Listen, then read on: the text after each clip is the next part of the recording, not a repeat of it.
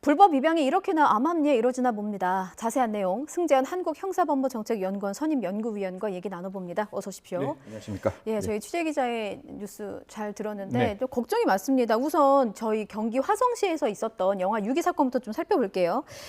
이 20대 여성 출산한 지 8일 만에 모르는 사람에게 아이를 넘겨줬다고 합니다. 그런데 익명 대화방으로만 연락을 해서 누가 아이를 데려가는지 그 사람의 연락처도 모르고 어떤 사람인지 뭐 아는 게 하나도 없어요.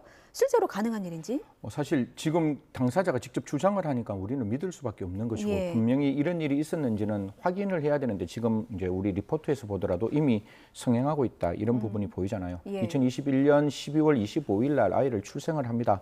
출생하고 난 다음에 이 여성 특별하게 직업이 없는 상황에서 이 아이를 입양하기 위해서 익명 커뮤니티에 이 글을 올리죠. 예. 그러니까 1월 2일 날 정도에 한 사람이 딱 옵니다. 우리 아기 살 테니까 저희한테 보내주세요 라고 하고 만났는데 만나는 장소에서 뭐 친부도 같다라는 이야기가 나오고 만나는 장소에 3명이 나왔는데 아이를 딱 전달하고 난 다음에 그 사람에 대한 신원은 정확하게 신원을 물어보지는 않았다 이렇게 나오고 뭐 다른 언론 같은 걸 보니까 뭐 A란 지역에서 B란 지역으로 가서 제가 일부러 말은 안 하겠습니다. 예. 그쪽에서 출생 신고를 하겠다라고 이야기는 했다라고 하는데 굳이 뭐 그 장소에서 출생 신고된 것은 아직까지 발견되지 않았다 이렇게 이야기합니다. 그러면은 일단 저희가 추측할 수밖에 없는 상황이에요. 경찰 수사가 진행 중이어서. 그럼 나왔던 그 사람들은 입양 브로커일 가능성도 있다고 보시는 겁니까? 이게 정말 무서운 이야기인 거죠. 두 가지로 생각할 수 있습니다. 시청자 여러분, 그 사람이 입양 브로커였으면 아이를 데리고 누구에게 전달하는지를 우리는 전혀 모르는 거예요. 그렇죠. 그럼 더 위험한 거죠. 우리 정인이 사건 기억나십니까?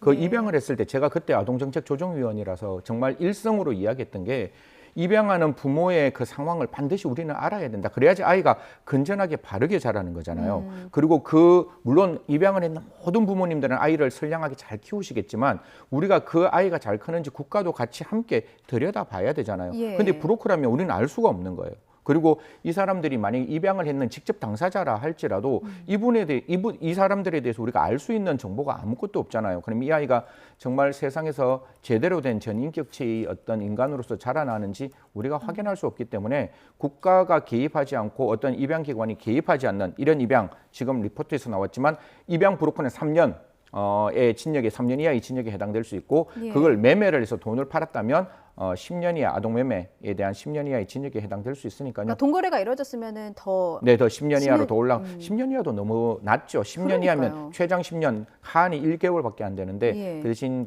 입양 특례법에 따라서 브로커라면 3년 이하의 징역 또는 3천만 원 이하의 벌금이다. 그렇게 말씀드리겠습니다. 그럼 저 처벌은 브로커 그리고 아이를 낳은 친모나 친부 아이를 이런 표현을 쓰기 싫지만 사간 그쪽 어떤 뭐라고 해야 될까 그쪽 사람들도 같이 똑같이 적용이 되는 겁니까? 케이스 바이 처벌수위가? 케이스로 가야 예. 되겠죠. 뭐 정말 아침부터 시청자 여러분께 이런 예를 든다는 게 저도 너무 싫지만 제가 그 입양을 해서 아이를 출생했는 그 산모가 아이를 넘기면 예. 그건 아동 매매가 되겠죠. 분명히 그러면 뭐 그 60만 원부터 뭐 25만 원부터 600만 원 전후까지 그 검전이 오갔다 이런 이야기가 나오는데 검전이 오가면 그건 아동 매매가 되기 때문에 10년 이하의 징역. 이 사람이 브로커잖아요. 예. 그러면 매매라는 건 사고 팔고가 가능하니까 그 브로커에도 당연히 아동 매매죄가 적용되고 그 브로커가 다른 사람에게 넘기면 입양특례법상 3년 이하의 징역에 해당되는 것이고 그걸 해서 다시 그 아이를 다시 넘기면 그건 별개의 죄잖아요. 예. 또 아동 매매죄가 성립될 수 있다.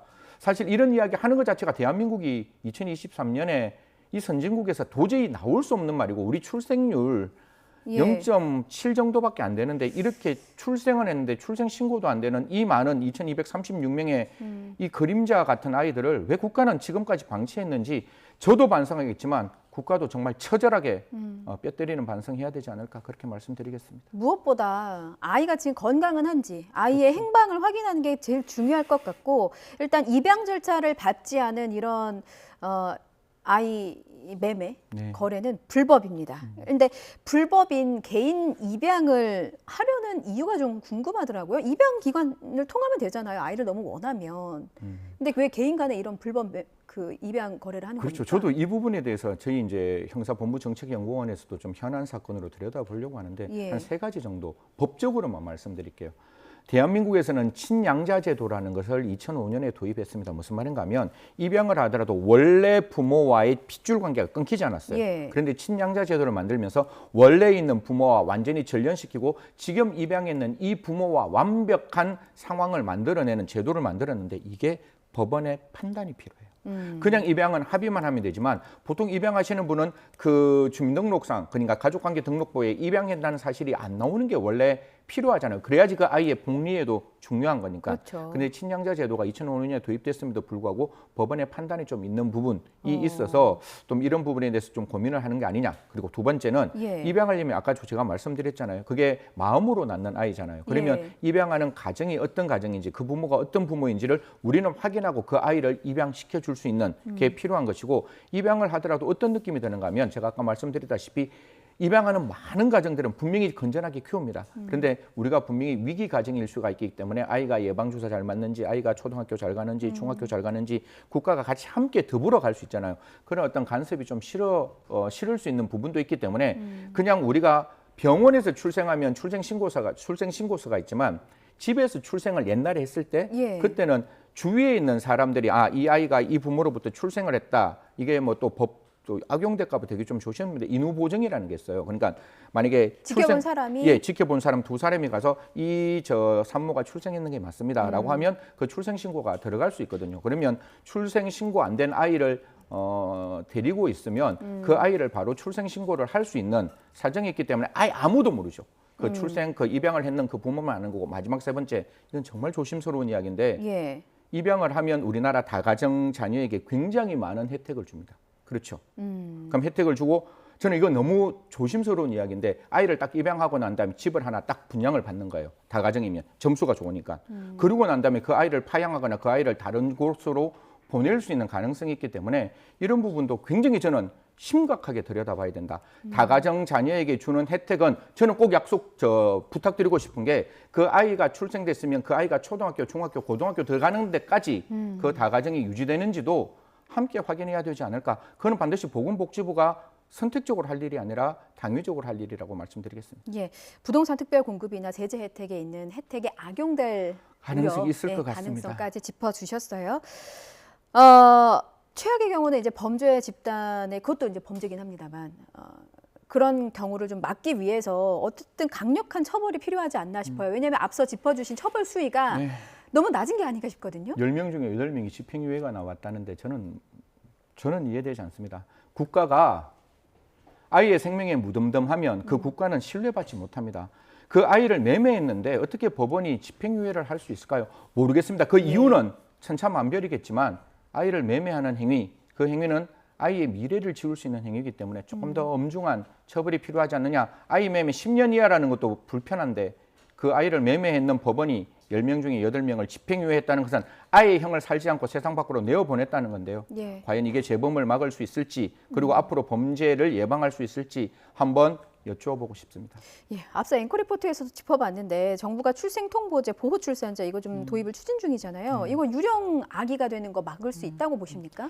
저는 세 가지가 더 필요하다고 봐요. 지금 당장 우리가 해야 될 일. 그러니까 출생통보제와 그다음에 보호출생제는 법이 만들어져야 되지만 우리나라 가족관계 등록부에는 지자체 장애나 검사가 직접 아이를 출생할 수 있습니다. 즉 1개월 이내에 출생 신고가 안 되면 검사가 할 수 있고 지자체 장애할 수 있어요. 이미 2236명의 생명은 위험하다는 걸 알았다면 저는 각 검찰청에 인권보호관이 있다고 봅니다. 예. 그분들이 직접적으로 신고하도록 하든지 지자체가 신고해서 지금 당장 그 아이를 실존하는 인물로 만들고 그리고 출생통보제도 아까 정말 얘기 잘 나왔는데 예. 중간에 저희들이 산부인과에서 출생하면 그 출생하는 아이가 그 병원에서 진료비 때문에 심평원에 신고가 되거든요. 그러면 심평원이 직접 지자체에 알리는 방법도 필요함과 동시에 예. 정말 아이를 출생하는데 바깥에 드러내기 싫은 경우가 있을 수 있잖아요. 그때는 보호출생제라는 제도를 함께 적용해서 아이는 반드시 커야 됩니다. 그리고 아이는 반드시 지켜져야 됩니다. 그 사회가 생명을, 지켜야죠. 그렇죠. 예. 그 생명을 지키기 위해서